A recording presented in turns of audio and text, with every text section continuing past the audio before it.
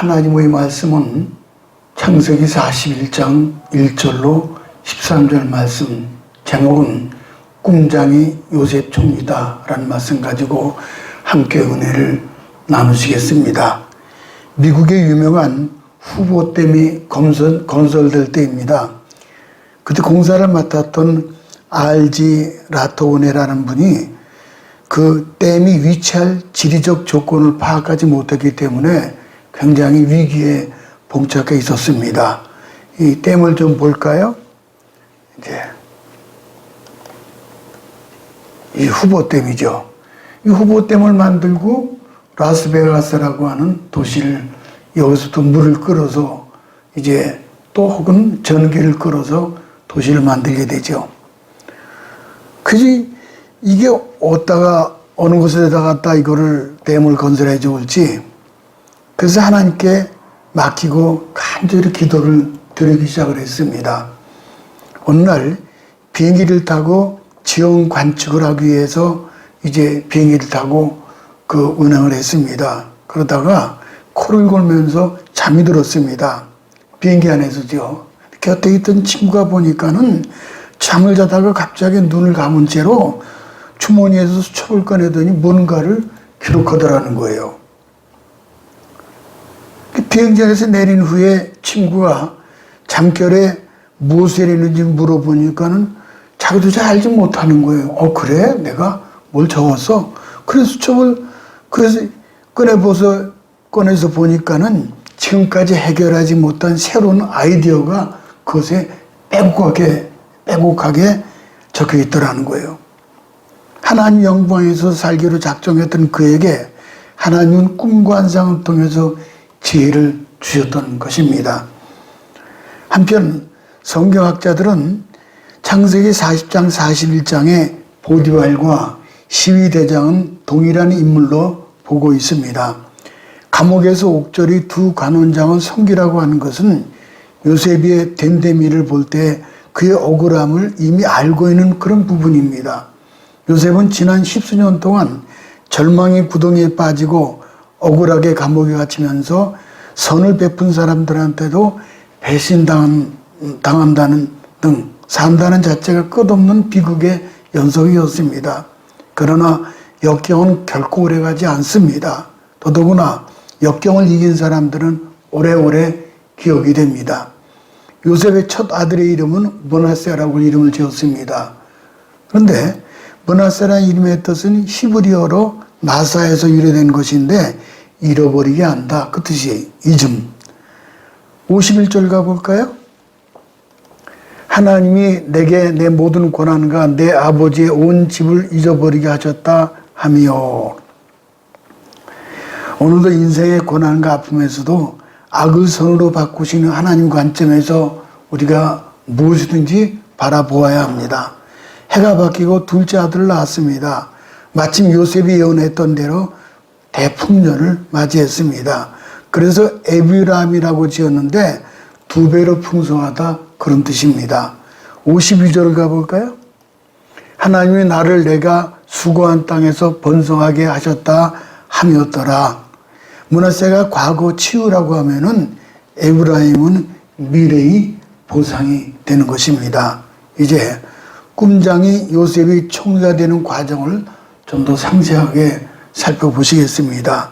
첫 번째, 바로 왕이 신비한 꿈을 꾸고 몹시 두려워했습니다. 1절 다시 한번 보겠습니다. 1절 보면은 만 2년 후에 바로가 꿈을 꾼 주 자기가 나일강가에 서 있는데 만 2년 후라는 말은 술 맡은 관원장이 복직된 지 경과된 시간 그 시점을 말씀해 주고 있습니다. 하나님 요셉의 2년도 꽉 찬 24개월을 감옥에 있게 하신 이유가 뭡니까? 그것은 요셉이 사람을 의지했기 때문입니다. 그는 술 맡은 관원장이 구원해 줄 사람으로 믿었습니다. 그동안 요셉이 보여준 흠없는 모습과는 좀 태조적입니다. 요셉은 억울함이 힘들어 부탁을 한 겁니다. 그러나 요셉의 착각이었습니다. 누가 요셉에게 꿈을 꾸어주었습니까? 누가 팔리도록 허락하셨습니까? 하나님 아닙니까? 그런데도 요셉은 힘이 드니까는 잠시나마 사람을 의지했죠. 시편 146편에 이런 말씀이 있어요. 방백들을 의지하지 말며 도울 힘이 없는 인생도 의지하지 말지니 하나님으로 자기의 도움을 삼으며 여호와 자기 하나님에게 그 소망을 두는 자는 복이 있도다. 막상 우리가 어려울 때 도움이 될 것이라고 생각하고 사람을 찾아갈 경우 참 틈을 돌려버립니다. 사람을 의지하면 돌아오는 것은 실망과 허탈 뿐입니다. 만 2년 동안 절망이고 한숨뿐이었습니다. 차라리 그에게 부탁하지 않았더라면 그는 하늘의 하나님을 바라보았을 것입니다. 만약에 술 맡은 관원장이 요셉을 구해 주었다면 요셉의 꿈은 어떻게 되었겠습니까? 단지 노예와 죄수의 신분을 벗어날 수는 있었겠죠. 그러나 애굽의 청리는 물 건너갔을 것입니다. 더구나 이 역사는 하나님의 예정된 시간표에 의해서 지금 진행되고 있는 겁니다. 마침내 하나님의 때와 시간이 다 찾아 요셉이 바로를 찾은 것이 아니라 바로가 급히 요셉을 찾게 됩니다. 요셉은 죄수로 왕 앞에 선 것이 아니라 하나님의 뜻을 가르쳐주는 선지자로 서게 된 것이지요. 특히 하나님의 때가 차는 경륜이었기 때문입니다. 당시 이집트의 법은 남자가 국가 공무원이 되기 위해서는 30세가 되어야 합니다. 46절을 보면 요셉이 바로 앞에 나아갈 때 그의 나이가 30이라고 말씀합니다. 딱 30에 하나님은 요셉을 구하신 것입니다. 아브라함 75세의 약속을 받고 100세 이삭을 얻었지요. 모세는 40년 광야에서 있었고 80이 되어서야 하나님의 부름을 받게 됩니다. 노아는 명령을 받고 120년 동안 방주를 지었고 바울은 다메섹에서 예수님을 만나고 아라비아 광야에서 3년을 지냈습니다. 예수님은 하나님의 아들로서 30년을 목수의 아들로 사시고 그리고 단 3년간을 공생의 사역을 하셨습니다. 요셉은 어린 시절 꿈을 2번이나 꾸었잖아요. 해와 달과 11별이 자신을 향해 절하는 꿈과 11개의 곡식단들이 둘러서서 자신의 곡식단을 향해 절하는 그런 꿈이었죠. 요셉은 이 꿈을 통해서 비전을 갖게 되었던 겁니다. 언젠가 가족들의 절을 받는 위치에 올라가게 될 것이라는 확신을 갖고 있었던 거죠. 한편 바로는 막강한 권력에도 불구하고 2번씩 꿈을 꾸니까는 마음에 두려움이 생겼습니다. 그러면 꿈의 내용을 좀 볼까요? 첫째는 살찐 7 암소와 마른 7 암소의 꿈이었죠. 이런 꿈이죠. 그림을 좀 볼까요? 바로가 나일강변에서 이런 환상을 이제 꿈을 본 거죠. 꿈은 아름답고 살찐 암소 7마리가 갈대밭에서 풀을 뜯어 먹고 있는데 그 후에 흉악하고 파리한 다른 7 암소가 나오더니 아름답고 살찐 7 암소를 잡아먹었다는 내용입니다. 근데 문제는 잡아먹었는데도 허기가 채워지지 아니해서 여전히 흉악한 모습이었다는 겁니다. 그렇게 해서 흉악한 7 암소가 살찐 7 암소를 잡아먹어버리는 꿈이었던 겁니다. 두 번째는 뭐죠? 충신한 7 이삭과 마른 7 이삭의 꿈이었습니다. 그림을 좀 볼까요? 한 줄기에 무성하고 충실한 7 이삭이 나오고 그 위에 쇠약하고 동편에 비쩍 마른 7 이삭이 나왔는데 비쩍 마른 7 이삭에 충실한 7 이삭을 삼켜버리는 꿈입니다. 바로는 이런 꿈은 2번이나 꾸고 보통 꿈이 아님을 직감하게 되었습니다. 그러나 그 의미를 알 수가 없죠. 8절을 가볼까요? 아침에 그의 마음이 번민하여 사람을 보내어 애굽의 점술가와 현인들을 모두 불러 그들에게 그의 꿈을 말하였으나 그것을 바로에게 해석하는 자가 없었더라. 그 마음이 심히 번민하고 고통스러웠던 이유가 있습니다. 그건 뭐냐면 당시 암소는 애굽의 신 아이시스였습니다. 그런 아이시스라는 암소 애굽의 신이었는데 이게 참 무슨 뜻인가 참 두렵죠. 아이시스가 이렇게 생겼어요. 이게 아이시스 신이에요. 애굽에는 여신 아이시스와 남신 오시리스가 있습니다. 이건 남신이에요. 남신. 그리고 그 사이에 태어난 호루스가 있습니다. 이런 신들을 가지고 있어요. 그런데 아이시스로 대변되는 암소가 비쩍 말라가지고 살찐 암소를 먹었음에도 여전히 비쩍 말랐다는 겁니다. 이런 꿈을 꾸고 나서는 그는 국가적인 재앙에 대해 불안감을 떨쳐버릴 수가 없었던 거지요. 바로는 애굽의 유명한 박사들과 술객들을 불러서 속히 해몽할 것을 명령을 했습니다.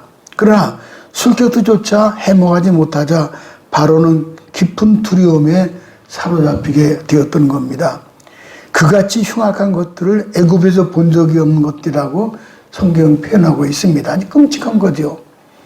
최고의 권력자도 영적인 일에는 별 볼 일 없어요. 두려워서 벌벌 떨게 된 겁니다. 꿈이라는 것은 전부 다 믿을 수 없습니다. 꿈 가운데 허망한 꿈도 있어요. 또 소위 개꿈도 있습니다. 그런데 이렇게 허망한 꿈을 꾸고 나면은 이제 꿈나면 일어나서 고개를 흔들어 잊어버리면 됩니다. 왠지 기분이 나쁘고 내용도 연결이 안 되는 꿈은 잊어버리시기 바랍니다. 전도서 5장 7절을 가볼까요? 그 보면은 이렇게 돼 있어요. 꿈이 많으면 헛된 것이 많고 말이 많아도 그러하나 오직 너는 하나님을 경외할지이다.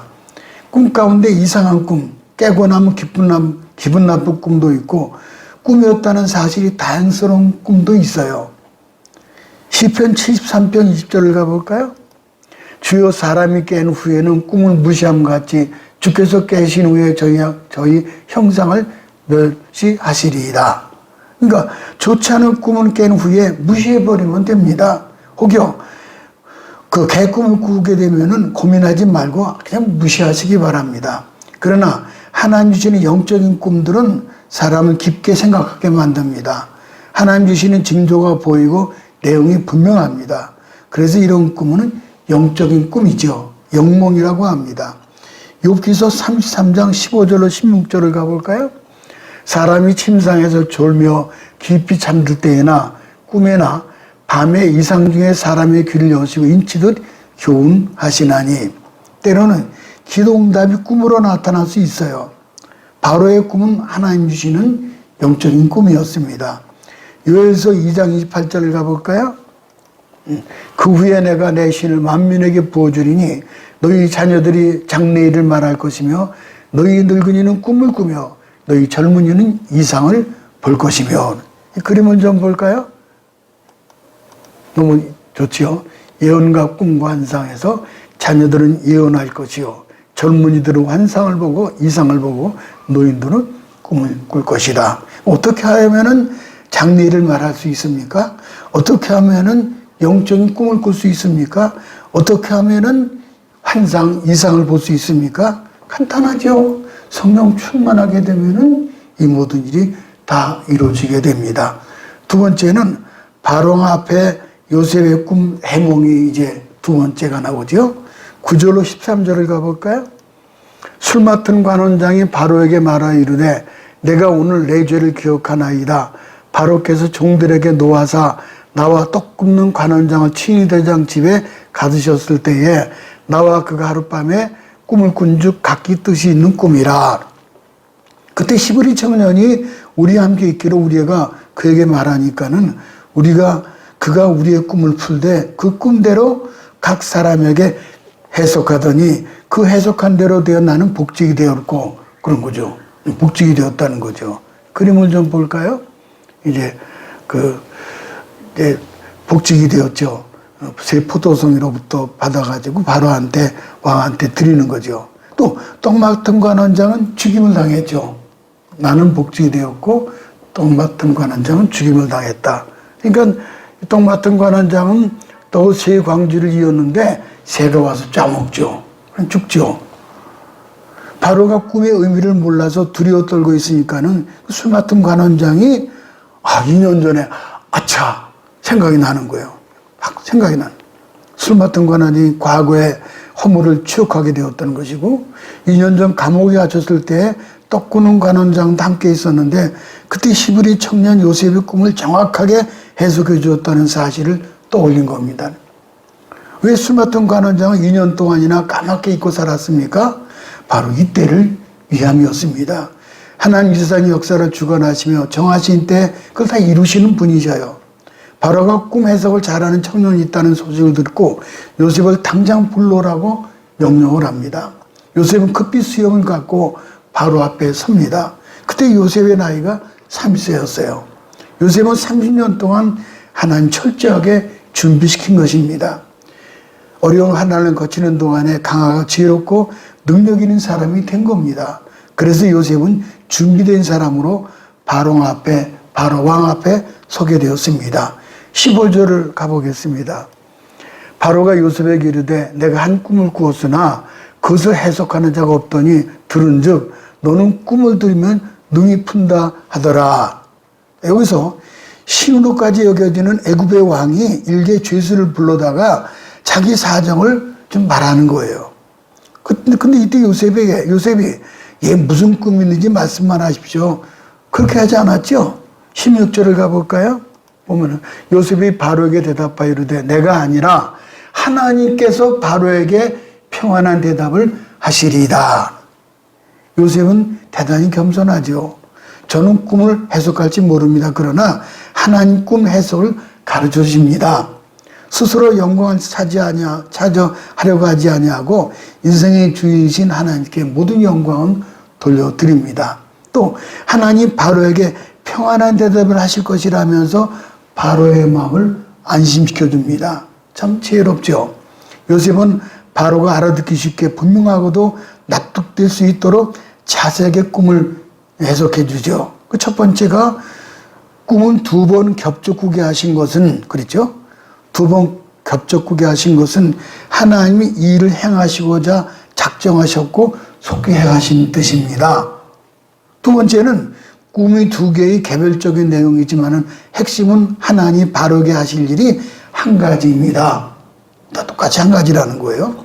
그 다음에는 7 암소와 7 이삭은 7년 동안 풍년이 올 것을 예언하는 것이고, 풍년이요. 앞에 이제 살찐 소와 또 살찐 이삭. 이거는 이제 말하자면은, 풍년을 얘기하는 거죠. 그 다음에 바짝 마른 7 암소와 마른 7 이삭은 7년 동안 흉년이 올 것을 예비한 거죠. 그림을 좀 볼까요? 그래서 흉년 동안에 이제 전부 다 곡식을 저장하죠. 그리고 7년 동안 이제 또 이렇게 흉년이 오게 되는 거죠. 그 7년 흉년은 너무 극심해서 이전의 풍년을 기억하지 못하게 될 것이라는 그런 꿈 해몽이었습니다. 이어서 요셉은 바로에게 이렇게 제안을 합니다. 이제 당신은 지혜 있고 명철한 사람으로 관리를 택하여 7년 풍년 동안에 애굽 전역에서 소출의 5분의 1을 세금으로 거두어서 성에 잘 보관하십시오. 이렇게 얘기하는 거예요. 그러면 7년 흉년이 와도 나라가 멸망하지 않을 것입니다. 이런 제안을 한 겁니다. 탁월한 제안이지요. 히브리 노예 요셉이 누구도 제안하지 않았던 곡식 소출의 20% 5분의 1 세금을 거두라는 제안을 합니다. 34절 35절을 가볼까요? 바로께서는 또 이같이 행하사 나라 안에서 감독관들을 두어 그 7해 평년에 애굽 땅의 5분의 1을 거두되 그들로 장차올 풍년의 모든 곡물을 거두고 그 곡물을 바로의 손에 들려 양식을 위하여 각 성읍에 쌓아두게 하소서. 바로 주변에 많은 행정관들이 있습니다. 그러나 히브리 노예 요셉의 제안을 받아들입니다. 풍년이 올 때 세금 올리면 누구도 반발하지 않죠. 요셉은 이렇게 지혜롭게 제안을 하죠. 이제 지금 여기는 41장이죠. 창세기 41장. 창세기 49장에 보게 되면 이런 말씀이 나와요.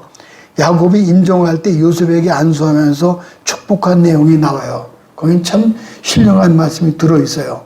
이제 보면은 이렇게 되어 있죠. 창세기 49장 가볼까요? 지금 41장이면 49장 끝다리 쪽이죠. 요셉은 무성한 가지 곧 샘 곁에 무성한 가지라 그 가지가 담을 넘었도다. 그가 내게 복을 주실 것이라. 위로 하늘의 복과 아래로 깊은 샘의 복과 젖먹이 있는 복과 태의 복이 이리로다. 할렐루야. 참 요셉이 받는 복이에요. 보세요. 무성한 가지가 아주 사진이 너무 잘 나왔죠. 복의 크기가 샘 곁에 심겨진 나무처럼요. 샘 곁에 무성한 나무처럼. 울타리까지 넘었죠. 이 말은 내 가정을 넘어 내 집과 내 민족이 이 세상 모든 사람에게 그로 인하여 복을 받을 것이다. 그런 뜻입니다. 어떤 상황에서도 꿈과 희망을 잃어서는 안 됩니다. 사람은 꿈을 먹고 사는 존재입니다. 사람은 쌀독에 쌀이 떨어져 주는 것이 아니라 가슴 속에 꿈이 떨어지면 그게 죽는 거예요. 그러므로 어떻게 꿈을 붙잡고 있을 수 있습니까? 부지런히 성경 읽고 약속의 말씀을 붙잡고 기도하고 찬양 드리시기 바랍니다. 그러면 하나님께서 예언과 완성과 꿈을 주시게 되는 거죠. 세 번째는 요셉은 하나님의 영에 감동된 사람이었습니다. 38절 40절을 가볼까요? 바로가 그의 신하들에게 이르되 이와 같이 하나님의 영에 감동된 사람 우리가 어찌 찾을 수 있으리요? 너는 내 집을 다스리라. 내 백성이 다 내 명령에 복종하리니 내가 너보다 높은 것은 내 왕자뿐이니라. 여기 하나님의 영에 감동된 사람, 또 먼저 개혁에서는 하나님의 신에 감동된 사람 우리가 어찌 찾을 수 있으리요? 그랬죠. 요셉의 꿈 해석과 제안을 들은 바로 왕은 놀랍게도 요셉을 총리로 임명을 합니다. 노예 죄수의 신분에서 애굽의 둘째 권력자로 올라가는 것이니까는 엄청난 승진이죠. 역사가들은 당시에 애굽 왕조가 힉소스라고 주장합니다. 힉소스 왕조였는데 그분이 셈족이었대요. 요셉을 총리로 세우는 것에 아무런 하자가 없죠. 이것도 역시 하나님의 놀라운 섭리 가운데 하나가 됩니다. 요셉의 승진은 이루다 말로 표현할 수 없을 정도로 놀라운 일입니다. 바로 왕은 요셉의 해석하고 제안한 것을 조금도 의심 없이 100% 다 받아들입니다. 39절에 요셉에게 이르되 하나님이 모든 것을 내게 보이셨으니 너와 같이 명철하고 지혜 있는 자가 없도다. 하나님을 향해 올바른 신앙을 가진 사람이 이처럼 지혜와 명철을 갖게 되죠. 하나님을 향한 신앙이 없는 판단은 아무리 훌륭한 말을 했다 해도 어리석은 말입니다. 신앙이 없는 사람의 말은 자기 스스로 지혜롭게 말한다고 자처하지만은 아무가 가치가 없는 그런 말입니다. 바로는 백성들 앞에 요셉의 총리 임명식을 거행을 하죠. 42, 43절 가보겠습니다. 자기의 인장 반지를 빼어 요셉의 손에 끼우고 그에게 세마포 옷을 입히고 금사슬 목에 걸고 수레를 그래 태우매 무리가 그의 앞에서 소리 지르기를 엎드리라 하더라. 바로가 그에게 애굽 전국을 총리로 다스리게 하였더라. 아멘. 이 그림을 좀 보실까요? 너무 좋죠. 바로가 자기 반지를 빼서 끼워주고 금사슬을 이렇게 이제 띄워주죠. 그래서 요셉은 매우 바쁜 사람이 됩니다. 49절에 보니까는 저장한 곡식이 바다 모래같이 심이 많더라 그랬습니다. 그 수가 한이 없다. 애굽 백성들이 흉년이 오니까는 바로에게 부르짖어서 양식을 구했다고 했습니다. 이제 흉년이 오는 거예요. 그런데 그때 백성들의 부르짖음에 바로의 대답은 주저함이 없었죠. 그러니까 이제 풍년이 끝나고 흉년이 들었는데 막 그냥 부르짖는 거예요. 양식을 달라고. 그때 바로가 주저함 없이 대답을 하는데 55절 가볼까요? 참 이게 성령으로 감동되는 말씀인데 애굽 온 땅에 굶주림에 백성이 바로에게 부르짖어 양식을 구하는지라 바로가 애굽 모든 백성에게 이르되 요셉에게 가서 그가 너에게 이른 대로 하라 하니라. 아멘. 왜 나한테 얘기하냐? 요셉한테 가서 얘기하라. 그러면은 요셉이 해결해 줄 것이라. 놀라운 사실이죠. 이르는 대로. 요셉이 이르는 대로. 참 귀한 말씀이에요. 요셉에게 가라는 거예요. 요셉에게 이르는 대로.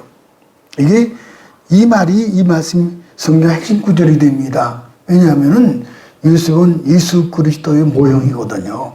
예수님을 예표하는 인물이에요. 근데 요셉은 모든 창고를 열고 애국 백성들뿐만 아니라 먼 나라 각국 백성들도 양식을 줌으로 생명을 구하게 됩니다. 누구든지 요셉에 가면은 죽지 않고 살 수 있게 된 거죠. 그렇잖아요. 누구든지 예수 앞에 가게 되면은 살 수 있죠. 이렇게 해서 가나안 땅도 흉년이 들었잖아요. 그때 이제 야곱하고 11 형제가 애굽으로 내려오잖아요. 양식을 구하러 온 것이. 그것이 이제 42, 43, 44 쭉 내려가면서 그 창세기에 나오는 그런 내용들이죠.